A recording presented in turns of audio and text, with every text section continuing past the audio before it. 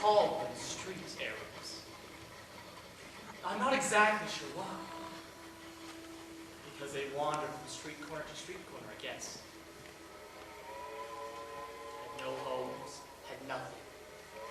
I called them the children of unhappy fortune. They were poor and homeless, and as a young minister of 26 in New York City, I could no longer tolerate the struggles these orphans were experiencing. Immigration is at its height. Literally, thousands of these children roam the streets of New York with three things on their mind. Money, food, and shelter, any way they can get it. I had to do something. I knew that I had to do something. Now, look at here, Rosa. Look what it says. Wanted homes for children. Homes for children? Yes. A company of homeless children from the East will be arriving at Grand Island, Nebraska on Friday, August. Well, that's the end of the week. Go on, keep reading, Joseph. Hush. These children are of various ages and of both sexes, having been thrown friendless upon the world. Oh, Joseph, is this really true? Now listen, Rosa. Please, listen.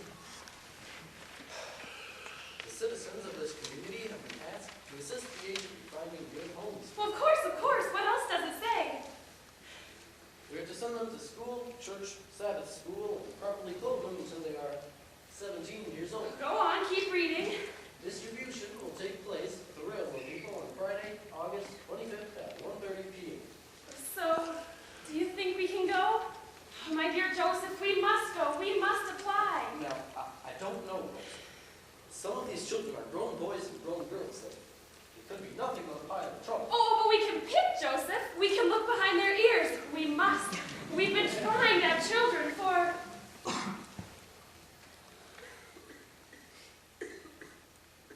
Sorry, Joseph. Joseph? It's okay, Rosa. The good Lord blesses some with children, and others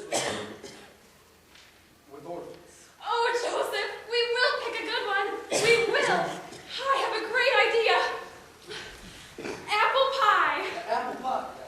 Now what are you talking about, Rosa? Oh, I'm going to make you an apple pie with cinnamon and lots of sugar. Now why would you be doing that? Well, because a new father-to-be needs something special to celebrate a new arrival. Where are you going in such a hurry? Oh, to get some apples from the tree. And then I have to clean up the spare room and make the bed. I love you, Joseph. I love you. Well, that's all it took was a little orphan train to get me an apple pie. I should have been looking for one a long time ago. Long time ago.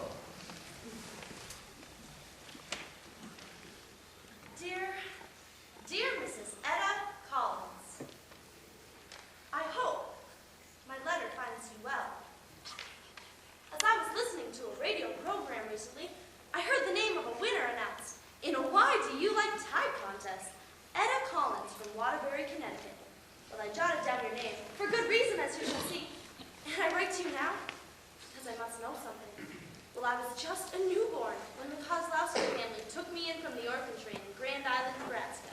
There were only 9 children who had come from New York City that day. And Mary Jane was the littlest of the whole bunch. The Kozlowskis were so good to me. I was chosen. Joseph and Rosalita, well, they gave me a home that I didn't have. They loved me. We lived in a small town called Liberty. Liberty had 110 people. But when Mary Jane arrived, they changed it to 110 and a half. On account of the fact that she was the littlest of the whole bunch. Etta, I have something very important to ask you. Well, at age 19, I wanted to get married and needed legal papers to do it. So I wrote to the orphanage, and they sent me direct all my papers, including my original birth certificate.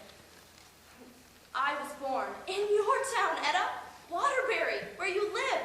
My birth mother's last name, it's the same as yours. I gotta know, Etta. Please tell me, are we somehow related to each other? My mom's first first name is Mabel. Well, that's what the birth certificate said. I want to find her. I need to find her. I need to know why she gave me up. Please, write back. Yours very sincerely, Mary Jane Collins Baby. Her mother's first name is Mabel. Well, that's what the birth certificate said. She wanted to find her. She needed to find her. She needed to know why. Why her mother had given her up. Wake up, Bobo, wake up. What do you want? Leave me alone. Just get up, you sleepyhead. You got to get on the corner and sell our newspapers before Sam is there with his. Let me sleep. Go away. Ain't ya hungry? Of course I'm hungry. I'm always hungry. We can't keep stealing food from Mr. Fry's grocery store. Now taking food from his back alley is not stealing. In fact, I know he leaves stuff out there. It's because Look what I got, Eddie. Bobo, you look like a train wreck. You look just fine yourself, thank you. The bakery was ditching this stuff. Too many kids around. Could only scrounge what I got here. Everybody was grabbing. How much money you got? What kind of question is that? Same as I had yesterday. I thought if you had some, more than yesterday, we could buy some cheese for the bread. Kings eat cheese, Billy. Kings eat cheese. Not us. Not us by a long shot. You gotta come and listen. Bobo, Eddie, me, Willie, now you listen. You can't keep living this way. You gotta come and listen. Listen to what? Mary Elizabeth Chadwick III, all high and mighty. Listen to what? Uh-oh, you in trouble, Bobo. Mary Elizabeth Chadwick III has smoke coming out of her ears. So tell us. You apologize for calling me high and mighty. I am not high and mighty. I am not high and mighty. All right, so you're not high and mighty. Well, not every day, anyway. Bobo, I will bust your head off. Get off me! She's gonna kill me! Say uncle! Say uncle! How do I see that word right now? Help! Help! Your big mouth got in this mess. Your big mouth better get you out. He's coming. Who's coming? The man I was wanting to tell you about. The man from the Children's Society. What? You say Uncle Elliot, Bobo, or I'll tear your head off. Uncle! He's right down the street and he's talking. See the guy that wears the white collar around his neck sometimes? Yeah, that's him. Reverend something or other. Talking about what? He was talking about a hot meal and a place to sleep. I already got a place to sleep. Yeah, sure. And the Moon is where you're gonna get your cheese, too. You can't keep staying out here, Bobo. None of us can. Winter's coming again. He was talking about a hot meal and a place to sleep and the orphan trains. The orphan trains? What are the orphan train? A dream. A new life. A chance to start all over again. Family. A bed to sleep in every night. Home-cooked meals and a big sky. A sky so full of stars it takes your breath away. Fresh air. Fill your lungs up with fresh air, and you can even have your own dog if you want. I could have my own dog. Two if you'd like. You're not lying to us. You're not lying to us, are you? I ain't got no family. I am Reverend Grace, Reverend Charles Laurie Grace. I run the Children's Aid Society orphanage a few blocks away from you. We have a bed for each of you, hot meals and clean clothes if you like. No, wait a minute, I have something for each of you. There's a man coming. He says he's got orphan trains and we can get on them if we want. We can go to Kansas, Missouri, Minnesota, Illinois, or wherever. We don't have to stay holed up here on the streets of New York no more. He says he's got hot food and beds, real beds to sleep in, and the sky is so full of stars, it'll take your breath away. Well said, Adelaide. Bravo. I can scarcely say it as well. You remember my name? You really remember my name? Oh, I'm sorry, Mr. Grace. I mean Mr. Reverend Grace. I was listening to you. I was. Do you think there might be a place for me? I mean, if I were to get on the train, would there be somebody there that would, well, I mean that could be my family? For all of you. All of you can have a family. a new family. Not for me. Nobody ever wanted me. When you ain't got nobody, you ain't got nobody. Nothing is gonna change that. There's a place for everyone. The good folks out west, they have enough for themselves and for strangers too. What's your name, son? Stanley. Stanley Cordell. I don't like no strangers, sir. And now I gotta be one. It's just a manner of speaking, Miss Mary. Ooh, Miss Mary is it now. Ain't we something? Oh, you wanna lose what teeth you got left in that big old mouth of yours? What you selling, Reverend? You indeed are, Reverend. I don't think you are. Which one of the government blacks of us for? We're doing just fine, ain't we? Well, ain't we? Well, I am doing fine. I am doing just fine. Come on now. Eddie, Bobo, Willie, you don't believe this preacher man, do you? I'm sending notices to Midwest towns telling the times and the names of the children that are coming. The children that want to come. You think someone would want me? They don't even know me. They might want me too. They'll get to know you. They'll get to know you. That would be wonderful, Reverend Mr. Grace. That would be wonderful. Dear Mary Jane, thank you for your kind letter. I certainly understand your desire to find your birth mother. I must tell you that we are not related. I'm so sorry. However, I do know the whereabouts of some of your relatives, and I even know the doctor who delivered you some 37 years ago. He is still alive. Sincerely, Etta Collins, the Tide Lady.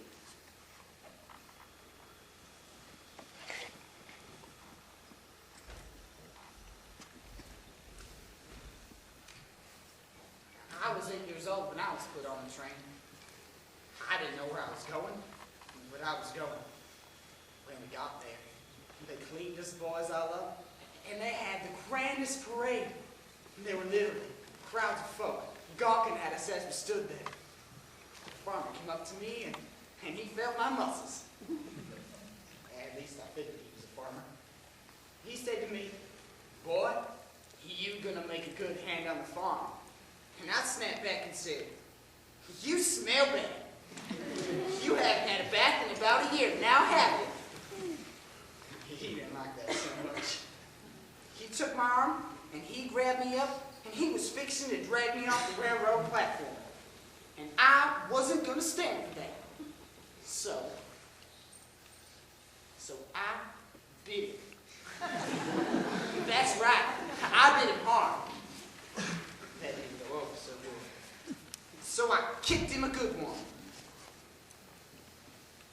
Everybody standing at the railroad station, they said that I was, well, I believe the word they used was incorrigible. Now, isn't that a fancy-dancy word? They didn't want me, because I was out of control. So there I was, crying in a chair, all by myself. They found a home for me, a loving home for me.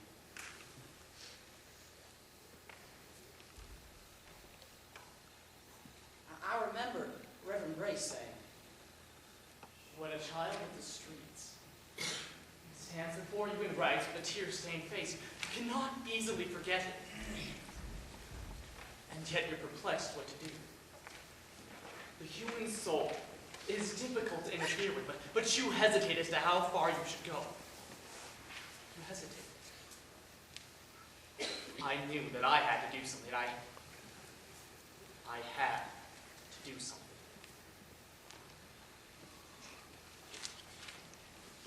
Son, do you like horses, son? Yes, sir. I like horses, sir. Do you like cows? Oh, yes, sir. Cows are wonderful animals. Do like chickens? Chickens, oh, of course, sir. I especially like chickens.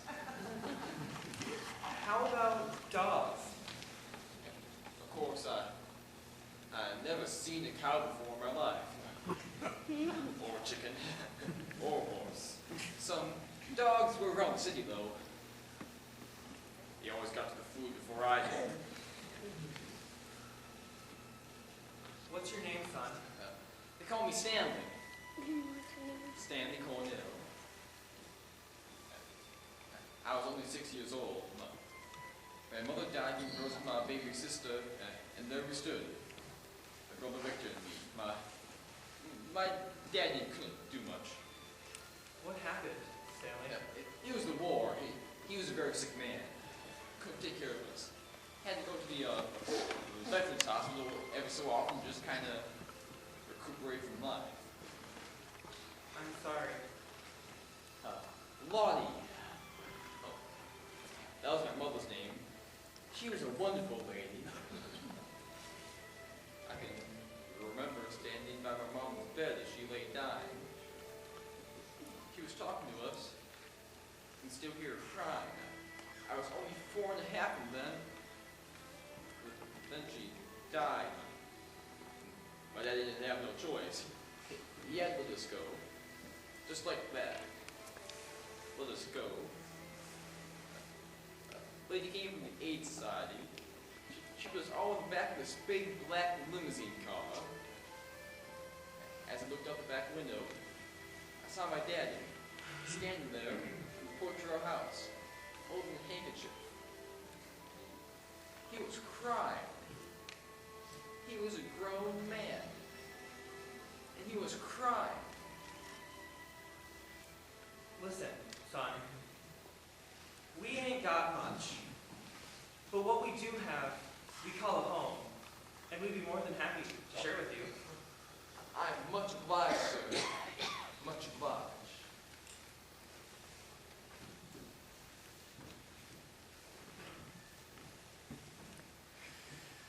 Reverend Grace?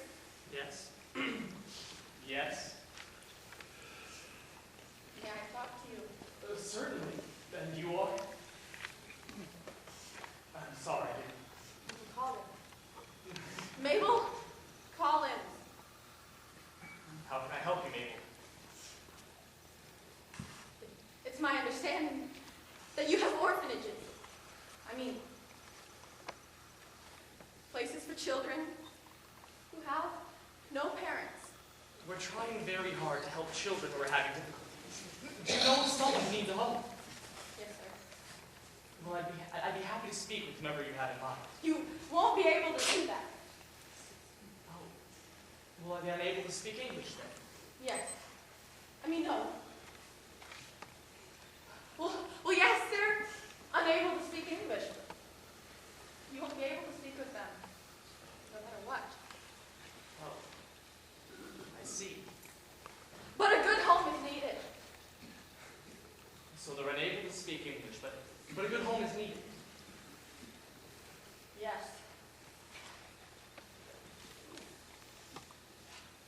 If the child is deaf and mute, then The perhaps... child is not deaf and mute. I'm sorry. May I ask where the child is?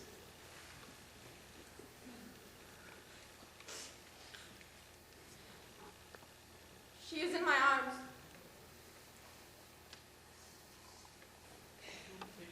Give up your child? No. No. For God's sakes, no. I don't want to give up my child. What mother, in her right mind, would be willing to give up her child? No, I don't want to give up my baby. But I don't have a choice. I'm alone and unwedded. And the father cannot support me. Or his baby.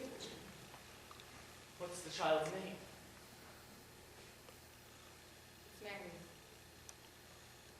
Mary Jane Collins. Mary Jane Collins. Well, it sounds like the name of a princess. Will you take her? Will you find a good home for her? She deserves something better than me.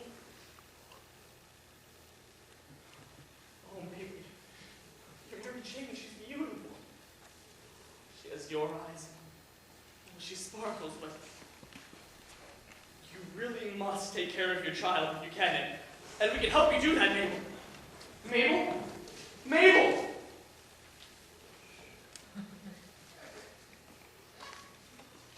Mary Elizabeth, Yes, sir? could you please take young Mary Jane back to the orphanage?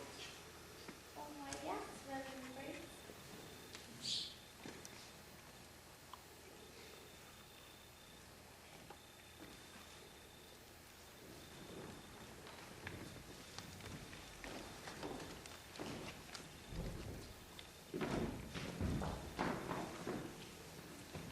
I am Reverend Charles Laurie Grace on behalf of the Children's Aid Society in New York, and here is how we distribute the children. When I received the letter from the Commons, my heart skipped a beat. Were it not for a friend's offer to accompany her out east, and even pay for my ticket, but I had no way of following up. If you get the younger boys, you are expected to treat them as your own, in the manner of schooling and providing for them. I had always wanted to go back to New York, but I didn't think I'd handle it emotionally. How could I go? My dear husband settled the matter. You're going, he said. Now, if two of you want the same boy or girl, then the choice of guardian will be made by the boy or girl themselves. When I arrived in New York, I thought, what am I doing in this ungodly big town? All alone. I was so sorry I'd come. Etta had made an appointment for me to see the doctor who had delivered me. These children need a home. They need lots of love and lots of attention. Please do take this time of choosing very seriously. You do know that she's a girl, right? She's the most beautiful girl I could ever hope to have. Yes, but if she's a girl, then she's a girl. Oh, I know, Joseph. Don't girls make beautiful children? You live on a farm, Rosa. Well, she can help me collect the eggs. And I can teach her how to sew and then cook and care for our home. She will be a wonderful part of our family. Excuse me, Mr. Kozlowski. We have one small problem here with the children. Yeah, I know. She's a girl. A pretty little thing, but she's still a girl. No, that's not it. It's all of the children have been taken except one. Well, there's a young man that still needs a home. Well, I can't take two. How do I provide for two? Well, he is a boy, Joseph. He looks like a reed blowing in the wind. I need a young, strapping, hard-working, carrying 2 full buckets of feed at a time, young man. He is a boy, Joseph. He's a boy. I don't mean to pressure you any, Mr. Kozlowski. We never do that, but if you don't want him, I'll just put him back on the train and perhaps we'll find a home for him at the next stop.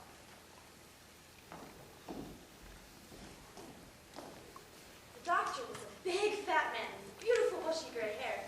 He had said to me on no uncertain terms, "What brought you here? And after all these years, why would you stir up all this trouble?" Well, I told him I hadn't come to hurt anyone. Oh, he kept digging at me. He was rude. He knew something I needed to know, and he wasn't about to tell me. So I could no longer take the abuse. I wasn't going to put up with it. I asked him point blank, "Did you ever have a mother?" Then he smiled. I had whooped him and he knew it. He told me everything.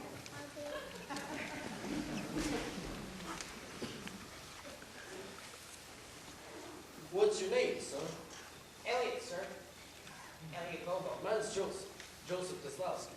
But you can call me Joe. It's very nice to meet you, sir. I mean, Joe. Reverend Grace tells me that you're a special child. He does? I mean, yes, sir. Yes, sir, I am, sir. So if we take you, you're going to have a baby sister. Oh, I don't mind girls, sir. I mean, there's got to be some reason for them. I should add something to mine. That doesn't mean that I wonder sometimes what I was doing. I understand, Elliot. Some people who take young men like you are looking for, well, nothing more than a hand on the farm. I had a run with that kind already, sir. I could tell he didn't give a hay nail for the likes of me. I'm sorry, sir, but I've been on the streets long enough to know when people got other reasons I understand. My wife's name is Rosa. We live on a small farm. We were thrilled to hear that you were coming. Joe, I ain't never had a home for real. Would you like a home for real, son? Yes, sir. Yes, sir, I would, sir. Well, let's find you a good home. Come on, I'll show you the way.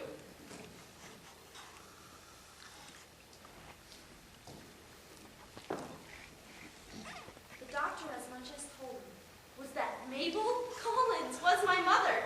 He told me I have a half-brother named John. He gave me John's address. Oh, I figured if I could find John, I could find my mother as well. If she were still alive. Dear, dear Etta drove me there. She understood. Tell me something, Mary Jane. Are you sure you want to do this? This could just be the biggest waste of your time. I gotta find out, Etta. I have to know if what my heart is telling me is what's really happening. Everyone has a right to know their own mother. Everyone. Well, here it is. Oh my. Oh my. It's a huge mansion. All this beauty and they put me in an orphanage? No, don't go judging just yet. My heart is simply beating outside of the chest. I picked up the door knocker and let it fall very loudly. If anyone was home, I knew they had to hear it. And then I waited. Finally, a woman in her 50s came to the door. She looked at me, and I looked at her.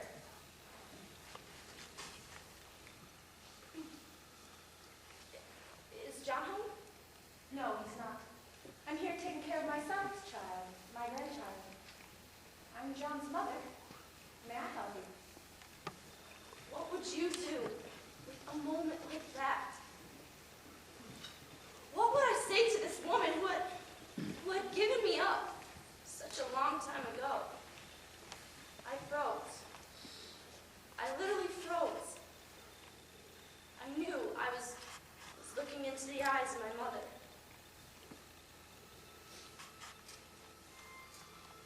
Yes, you can help me. I have to ask you a question if you don't mind. Well, certainly. By all means. What is it?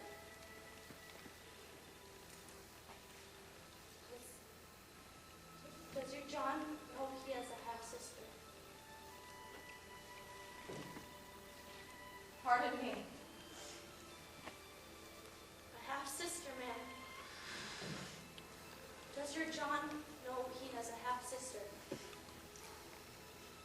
No. No. My John never had a half-sister. Yes, you did. Because I am that half-sister. It was an uncomfortable moment. No one spoke. Mary Jane waited. Mabel said nothing. Mary Jane waited. Mabel's eyes filled with tears, but she said nothing. She wouldn't admit that Mary Jane was her daughter. Why won't you tell me? Why won't you say that you're my mother? I know who you are. I know.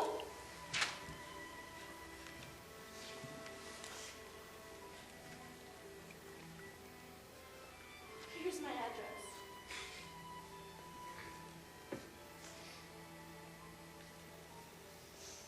Maybe someday you wish you had it. Mary Jane boarded the train she had ridden as an orphan. She cried all the way back to Nebraska, all the way back to Grand Highway. And the question she would ask for the next 30 years was, why won't she tell me? Why? Sometime thereafter, after she arrived home, there was a letter.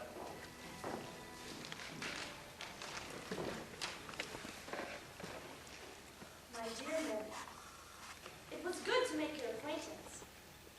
I could tell you were earnest in your search for your mother. I hope that in time, you will not be disappointed.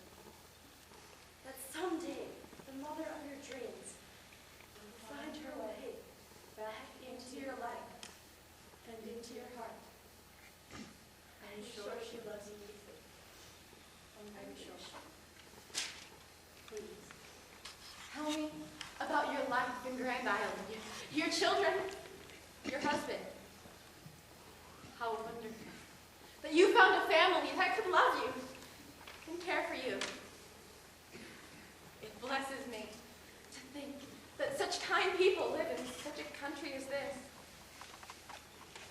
I would very much like to hear you. Do write back. Perhaps someday we can meet again. I would love to see your children. Sincerely, Mabel. For 30 years, until Mabel's death, Mary Jane wrote letters to the woman she knew was her mother. And Mabel wrote back to her. Mabel's letters always began with, My dear Mary. never ever did Mabel write the words that Mary Jane longed to hear. Not ever. Mary Jane, I am your mother.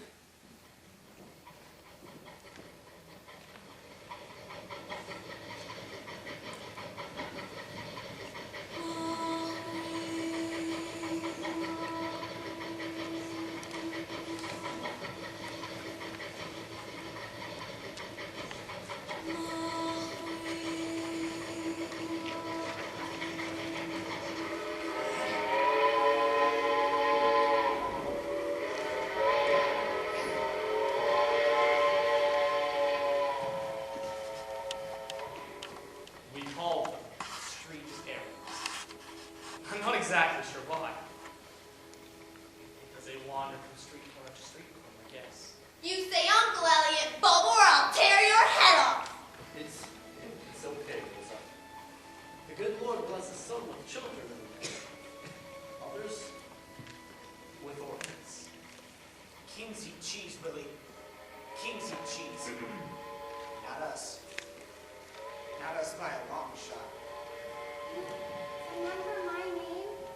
You really remember my name? why won't you say that you're my mother? A dream. A new life. A chance to start all over again.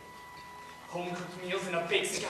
A sky so full of stars it takes your breath away. Apple pie. Apple pie.